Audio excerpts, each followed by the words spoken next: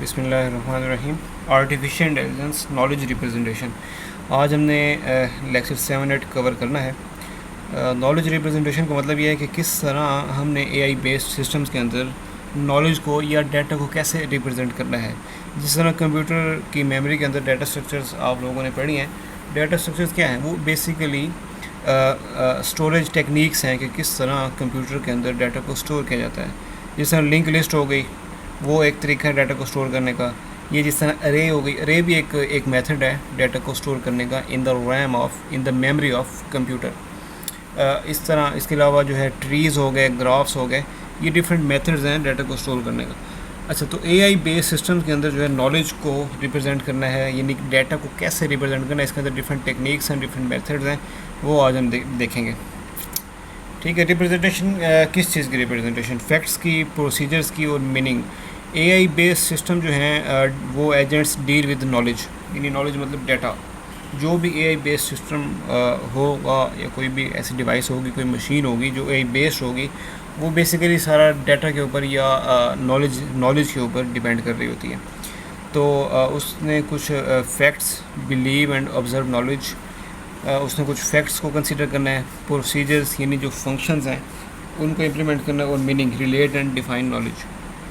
ठीक है, कुछ जनरल रिप्रेजेंटेशंस हैं। एक तो है लॉजिकल रिप्रेजेंटेशन।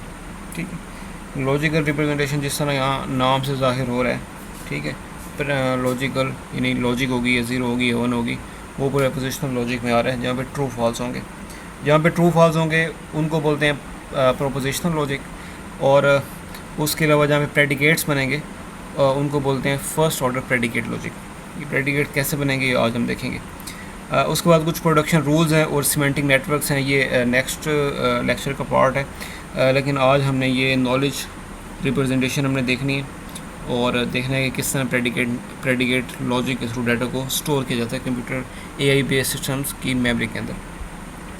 तो प्रोपोजिशनल लॉजिक ऐसी सेट ऑफ स्टेटमेंट है या ऐसी लॉजिक है जो या ट्रू होगी या फॉल्स होगी, यानी इन दोनों में से कोई एक स्टेटमेंट होगी। कोई भी स्टेटमेंट जो है उस का रिज़ल्ट हमें क्या मिलेगा, या ट्रू मिलेगा या फॉल्स मिलेगा। ठीक है, लेकिन दोनों नहीं होंगे। A statement or a proposition is a declarative sentence that is either true और false but not both. Upper case letters denote propositions. किसी भी प्रोपोजिशन को या स्टेटमेंट को डिनोट कैसे करते हैं? अपर केस लेटर से। यहाँ आपको पी नज़र आ रहा है, पी क्यू आर, ठीक है, ये अपर केस लेटर्स है। इसके अंदर कोई सेट ऑफ स्टेटमेंट है। एक पी के अंदर है 2 इज़ एन इवन नंबर। ये जो स्टेटमेंट है ये आइदर इट इज़ ट्रू और आइदर इट इज़ फॉल्स। ठीक है, तो 2 क्या है? वो बेसिकली इवन नंबर है, तो ये स्टेटमेंट क्या है? ट्रू है। तो जो चीज़ ट्रू में होगी या फॉल्स में होगी, that is prepositional logic. This is prepositional logic. अच्छा, सेकंड जो स्टेटमेंट है वो क्यू है, उसका मतलब है 7 इज़ एन इवन नंबर, मतलब 7 जो है वो ऑड है, इवन नहीं है, तो ये बेसिकली स्टेटमेंट फॉल्स है। तो ये भी प्रोपोजिशनल लॉजिक है। ठीक है, उसके अलावा आर जो है, आर एक डिक्लेरेटिव अपर केस डिनोशन है जिसके अंदर क्या है? ए इज़ वोवल ट्रू है। अच्छा, ये जो नीचे जो आपको स्टेटमेंट्स नज़र आ रही हैं, स्टेटमेंट्स, ये वाली पी और क्यू, ये दो ऐसे स्टेटमेंट हैं जो नाइदर ट्रू नॉर फॉल्स, यानी ये ना ट्रू है ना फॉल्स है। My cat is a beautiful, इसका क्या आंसर है? इसका कोई आंसर नहीं है। मतलब ये वो सेंटेंस है जो किसी को बताया जा रहा है, किसी को डायरेक्शन दी जा रही है, लेकिन इसका कोई ट्रू या फॉल्स में आंसर नहीं आ रहा। ठीक है, तो my cat is beautiful, this is one sentence, and second is Q, my house is big, ये भी जो है ये एक सेंटेंस में स्टेटमेंट है जो प्रोपोजिशनल लॉजिक नहीं है। ठीक है, अच्छा, प्रोपोजिशनल लॉजिक के अंदर कुछ ऑपरेशंस होते हैं, जिस तरह एंड ऑपरेशन है, ये और ऑपरेशन है, ये निगेशन है, या इम्प्लीकेशन है, ये बाई इम्प्लीकेशन है। ये प्रोपोजिशनल लॉजिक के अंदर जहाँ पे ट्रू फॉल्स होगा वहाँ पे प्रोपोजिशनल लॉजिक के ऊपर ये ऑपरेशन परफॉर्म होंगे। ये कंपाउंड स्टेटमेंट के ऊपर ये ऑपरेशन परफॉर्म होते हैं। कंपाउंड स्टेटमेंट मतलब मोर देन वन स्टेटमेंट। तो इनकी ये कनेक्टिवनेस कैसी होती है? ब्रैकेट्स के अंदर ट्रू या फॉल्स के थ्रू इनको हम ट्रूथ टेबल बनाना है। Truth table to work out the truth of statement, यानी जो सेट ऑफ स्टेटमेंट हैं, अगर एंड ऑपरेशन है तो वो इस साइन के थ्रू आएगा, अगर और ऑपरेशन है तो इस साइन के थ्रू आएगा, अगर नॉट ऑपरेशन है तो निगेशन के थ्रू आएगा। ये है इम्प्लीकेशन यानी if statement 1 is true then statement 2 is true. ये है बाई इम्प्लीकेशन। ये हम आगे बढ़ते हैं अभी। अच्छा, ये कंजंक्शन देखें। Conjunction let P and Q be statement. The conjunction of P and Q written as, ये जो और गेट है ना, और गेट, ये बेसिकली ये जो और गेट है इसको हम कंजंक्शन कह रहे हैं। ये कैसे लिखा जाता है? P, sorry, this is AND gate, not OR gate, this is AND gate. P and Q is a statement formed by joining statements P and Q using the word AND. The statement P and Q is true if both P and Q are true. ये जो statement होगी ये true उस वक्त होगी जब दोनों statement true होंगी, ये भी ट्रू होगी और ये भी ट्रू। क्यों दोनों ट्रू होंगी? क्योंकि ये एंड गेट है। एंड गेट में ये भी ट्रू होना चाहिए, ये भी ट्रू होना चाहिए, तब जाके ये दोनों स्टेटमेंट्स ट्रू होंगी। ठीक है, अदरवाइज़ ये स्टेटमेंट फॉल्स होगी। अगर इन दोनों में से कोई एक स्टेटमेंट भी फॉल्स हो गई तो पी कंजंक्शन क्यू जो है ये फॉल्स हो जाएगा। अच्छा, इसका ट्रूथ टेबल जो है वो आप ट्राई करके बना लें। अगर नहीं बनेगा तो इंटरेक्टिव क्लास सेशन के अंदर I will give you the example. ये बिल्कुल वैसे ही होना जिस तरह एंड गेट होना है। एंड बी के जो वेरिएबल्स हैं वो ए बी हैं, यहाँ पे जो वेरिएबल्स हैं वो पी क्यू हैं। अच्छा, यहाँ पे अब एग्जांपल देखें। पी एक स्टेटमेंट है, Rameez is healthy. Q is another statement और उसके अंदर है he has blue eyes. P जो है वो it is cold and second जो क्यू है वो it is running.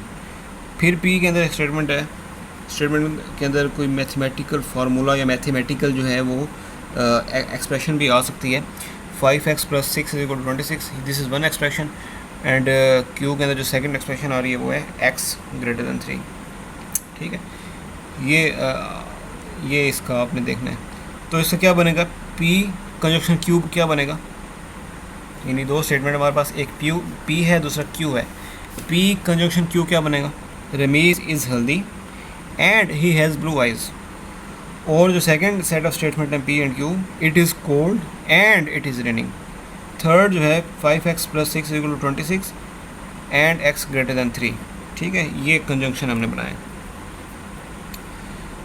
Right each of the following sentences symbolically. Letting h = it is hot and s = it is sunny. Make the propositional logic of following two statement. It is not hot and it is sunny. B एक statement है, it is neither hot nor sunny. ये neither आ गया और nor आ गया, इसका मतलब यहाँ पे निगेशन यानी नॉट गेट भी आ रहा है। ठीक है, ऊपर है इट इज़ नॉट हॉट, तो ये जो एच है, एच के साथ निगेशन एच आ जाएगा, it is not hot and it is Sunny. And का मतलब है कंजंक्शन, यानी एंड गेट है and it is Sunny and S, negation H and S. यहाँ पे जो बन रहा है it is neither hot nor Sunny. Neither hot का मतलब है, इसका मतलब ये है कि निगेशन एच है। नॉर सनी का मतलब है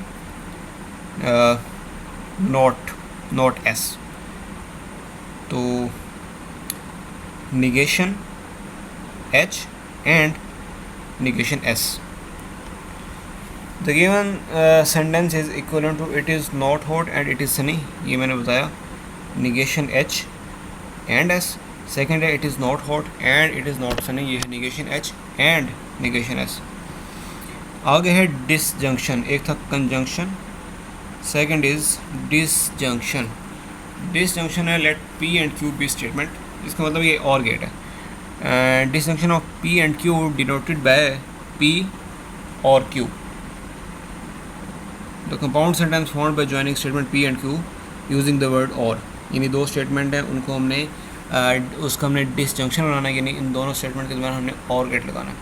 द स्टेटमेंट पी और Q is true if at least one of the statement P and Q is true, otherwise P और Q is false. This is just like OR gate. इन दोनों में से कोई एक स्टेटमेंट भी अगर ट्रू हो गई है तो ये पूरा का पूरा डिसजंक्शन जो है वो ट्रू हो जाएगा। द सिंबल ये बेसिकली जो OR गेट वाला सिंबल है V is read as OR। इसका ट्रूथ टेबल वैसे ही है जिस तरह OR गेट का ट्रूथ टेबल है। ठीक है, इसकी एग्जांपल जो है ये यहाँ पे देखें, एक एग्जांपल है। एक स्टेटमेंट ये है 5 <5 और 5 <6। ये स्टेटमेंट जो है ये फॉल्स है। 5 इज़ नॉट लेस दैन 5, बल्कि 5 इज इक्वल टू 5, और 5 less than 6, yes this statement is true. तो 0 और 1 बेसिकली ये 1 है, इसका आंसर 1 है, ठीक है। तो सेकंड जो स्टेटमेंट है, एक स्टेटमेंट ये है 5 इंटू 4 इज इक्वल टू 21, ये फॉल्स है। सेकंड जो स्टेटमेंट है 9 + 7 इज इक्वल टू 17, ये भी बेसिकली फॉल्स स्टेटमेंट है। तो ये दोनों जब फॉल्स हैं, दोनों 0 0 हैं, तो इसका दोनों का डिस्जंक्शन भी 0 0 आएगा। अच्छा, ये थर्ड स्टेटमेंट है 6 + 4 इज इक्वल टू 10, मतलब ये स्टेटमेंट ट्रू है, और 0 ग्रेटर दैन 2 ये भी ट्रू है। तो ट्रू और true, this is true, sorry ये फॉल्स है, 0 greater than 2, this is false statement. तो ट्रू और false, this is false, true.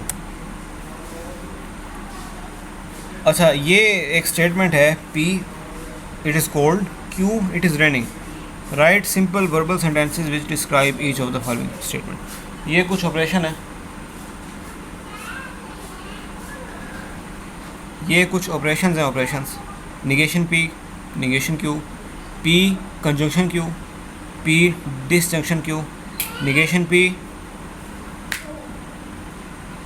And negation P, disjunction negation Q, negation P, sorry, yes, this is negation P, conjunction negation Q, negation P, disjunction negation Q। तो इन operation को आप implement करें, right up करें। ये set of statements हैं, it is code, it is running, और इनके जो ऑपरेशन हैं इनको इम्प्लीमेंट ज़रा करके शो करें।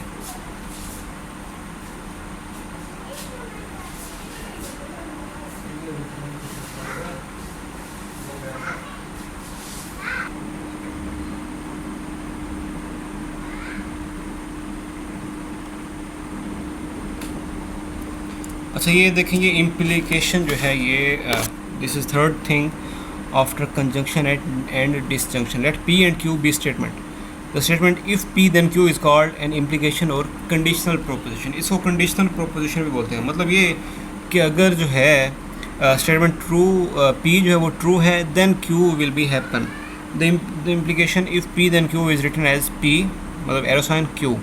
P is called the hypothesis or antecedent, Q is called the conclusion or consequent।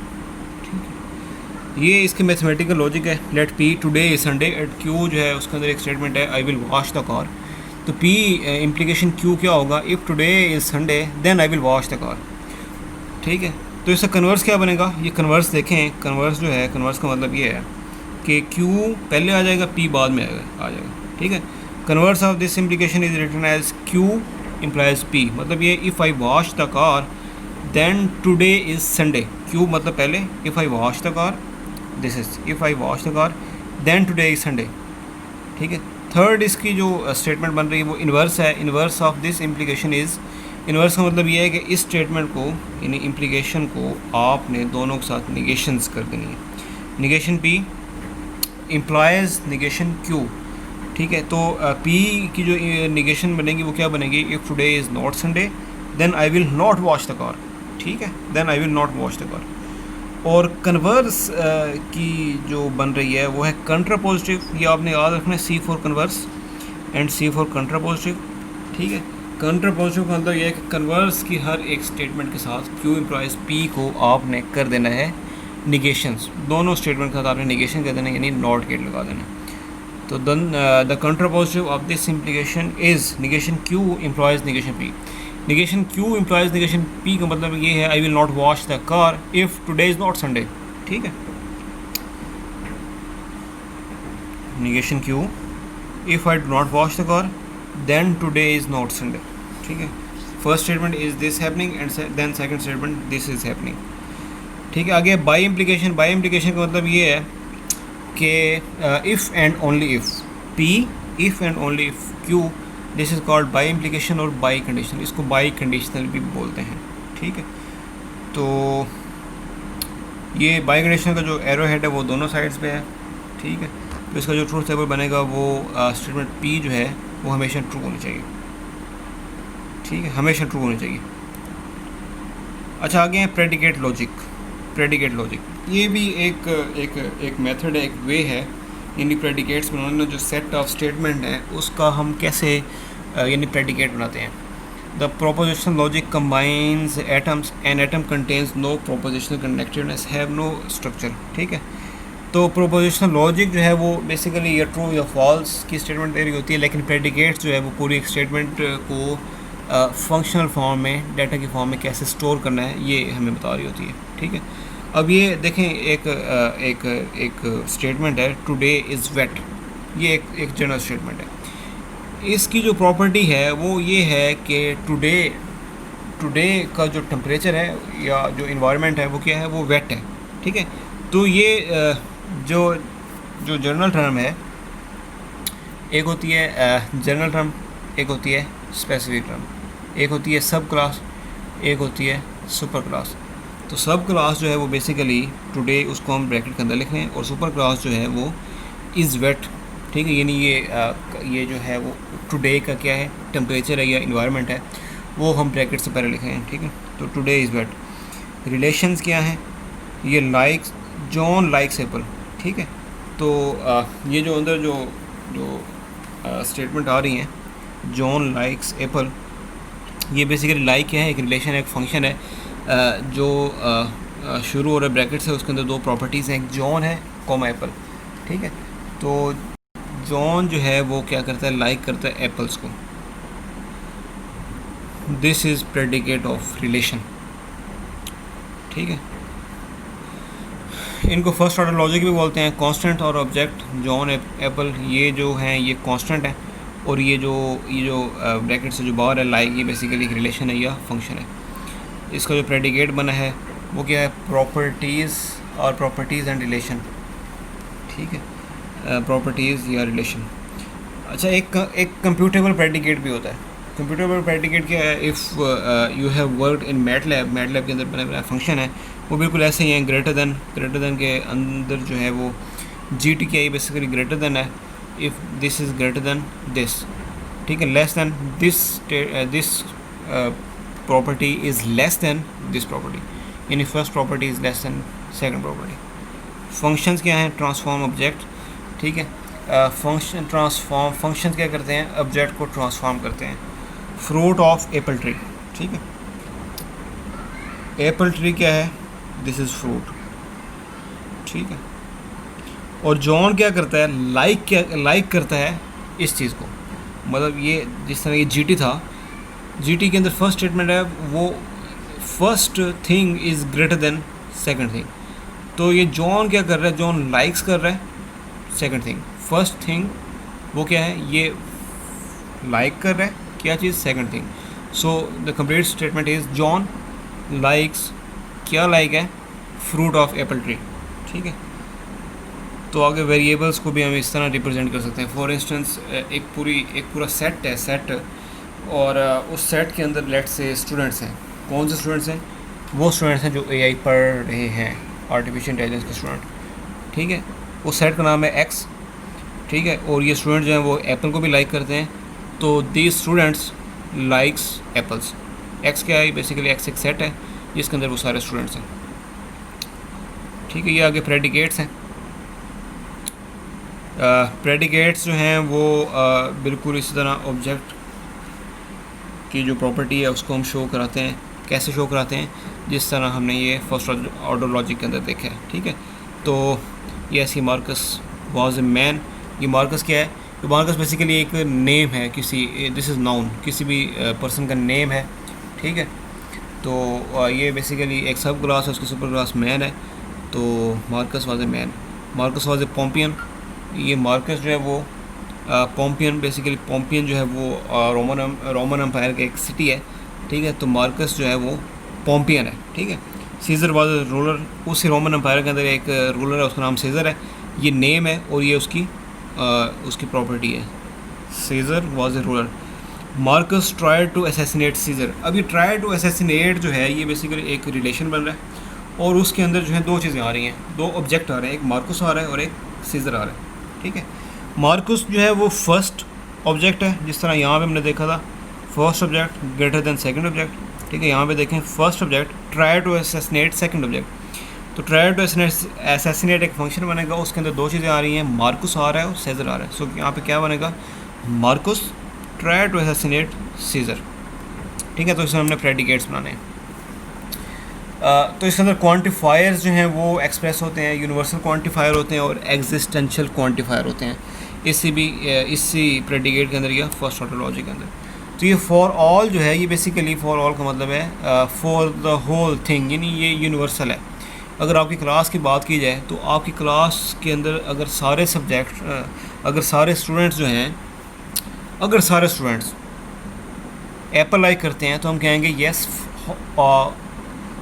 For all x. ये जो एक्स सेट है, उस सेट के अंदर आप लोग सारे हो, आप सारे स्टूडेंट्स हो, ये जो है ये फॉर ऑल एक्स, ये क्या करता है, ये एक्स लाइक करता है एप्पल।